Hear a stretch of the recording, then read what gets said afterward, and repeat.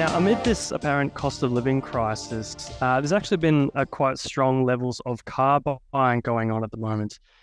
New figures from the Federal Chamber of Automotive Industries has revealed that Australian customers took delivery of over 124,000 new vehicles in June to mark the end of the 2022-23 financial year. And this result marked an increase of 25% compared to June 2022. So joining us to discuss these figures and more is the Chief Executive of the Federal Chamber of Automotive Industries, Tony Webber. Tony, thanks for joining us on the Savings Tip Jar. My pleasure being here. Thanks for joining us, Tony. So we'll just go through the figures that have come out recently for the June sales. So as I understand it, it was quite a strong month. Can you just talk through us about that and perhaps maybe why it was such a strong month? For the month, it looks strong because June last year was weaker than normal. So this is a solid June, but it's not a record month. So that's the first point. The second point is a lot of these cars were ordered some time ago, some of them in 2022, and in fact, some in 2021. So the decision to buy hasn't been made within the last 6 weeks, like typically the market is driven by. These were orders from some time ago. And I think the other third thing is many consumers of cars, whilst the economic horizon has some dark clouds on it, not everyone's impacted by that. And only about 4 million Australians typically are in a cycle of buying a new car once every 4 years. Most people who buy cars in Australia actually buy second-hand cars. So in some ways, the new car industry is insulated to a degree from the economic horizon. And so we saw some new figures come out from CommBank today regarding household spending intention. And it showed that while the number of motor vehicle transactions and personal loan applications were lower in June, this was actually offset by an increase in Google searches related to motor vehicles. Would you have any idea why there would be an increase in interest in car sales at the moment? Well, I think people make decisions about where their savings are at and what they actually consume. And when people make car decisions about, especially the real estate market, quite often people decide not to go into the real estate market and then treat themselves to a new car. So I think that has an impact.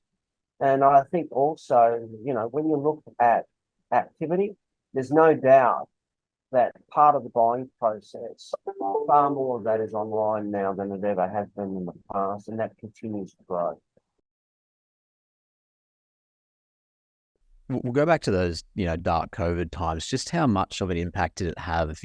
Not in those few years of supply chain constraints, but we saw, for example, it filtered through to used cars, where used car prices were sometimes even higher than the retail price of new cars. So, can you explain what impact COVID had on the car industry and how we're seeing those effects play out today? And is this sort of like a sort of back to normal, if you will?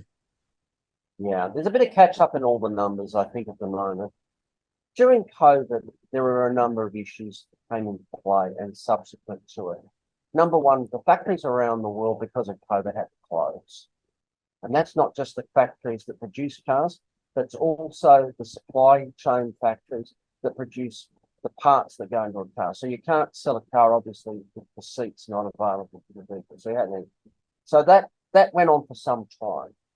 We also had at the same period of time a worldwide shortage of microprocessors. Now that affected motor vehicles, and it affected all products that have an element of electronics in it in a modern day world.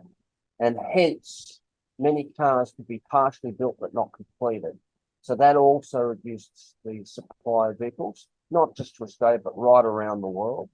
And then once the factories came back online, there's been shipping issues because demand for cars has actually grown through COVID because people have moved away from public transport towards private transport because they feel safer in terms of their health outcomes. So all those factors put together really reduced the supply of new cars, and hence in the market in Australia, used car prices went up. And now, Tony, in some of these top car sale figures, we often see the top 2 or even 3 positions taken up by popular utes such as the Toyota Hilux and the Ford Ranger. But these latest figures from June, we've actually seen the Tesla Model Y has now broken up those top 2 positions and have now taken second place ahead of the Ford Ranger. What's driving this surge in Tesla sales? Well, I think the market in Australia constantly evolves. We look at that, we see that over decades. And what we're seeing with the Tesla Model Y and also the Model 3 has sold in large volumes in certain months over the last 3 or 4 years, that where people can get their hands on that product, if it's a good product, people will buy from different segments. And hence, the smaller SUV segment is quite popular. That, even as an electric vehicle, it sells in high numbers. And as you say, with 5,560 sales last month, the second biggest seller in the country. For sure. And we've seen lately the arrival of some other pretty cheap EVs on the market, I think by some Chinese brands such as BYD and MG and so on. So how do you see these making a dent in the in traditional fuel vehicles, and where do you see EVs ending up, say, by the end of this year or even into 2024 in terms of market share? Yeah, well, at the moment, for the year to date, EVs are around 7.8% of the market. And a lot of that's got to do with people are happy to buy EVs if they can afford it and it meets their lifestyle. But really, at around 8% of the market, you're really talking about the early adopters. I think we've got a long way to go in this market before the last 40% of purchases go to EVs, because we need the infrastructure to support it. We need that infrastructure in the major cities, especially where people live in units and don't have easy access to recharging.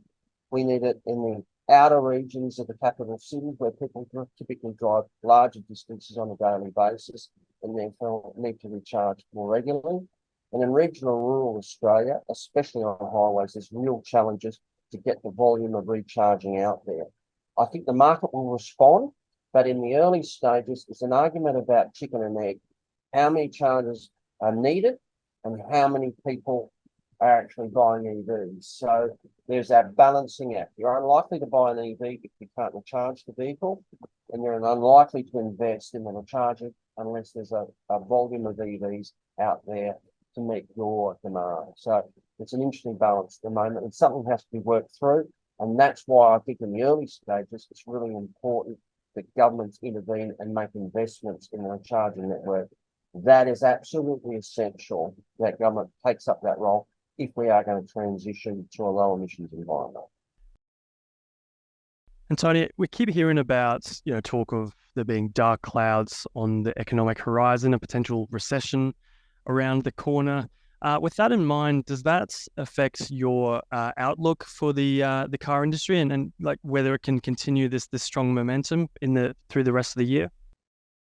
We obviously are looking at what the economic horizon looks like, and we are obviously concerned, like everyone is in the Australian economy. But having said that, we do know that there's a very large order bank of unfilled cars. They need to be supplied to the market. Once that's done, we hope that the economy can obviously transition through the current economic crisis, and we're hopeful that we will have a strong year for the rest of 2023, and we go into 24 with momentum. You mentioned a bit earlier about governments needing to do more to encourage maybe the uptake of electric vehicles. So we'll move slightly now to the luxury car tax. So on that, what's your take on the LCT, and are governments doing enough, both federal and state, to encourage the uptake of EVs through rebates and so on? What's your take on that? Yeah, well, luxury car tax, if you look at the history of that, it was introduced to protect domestic manufacturing. That has now ceased. The only role the luxury car tax plays is it's a revenue base for the Treasury. And it's a very substantial revenue base.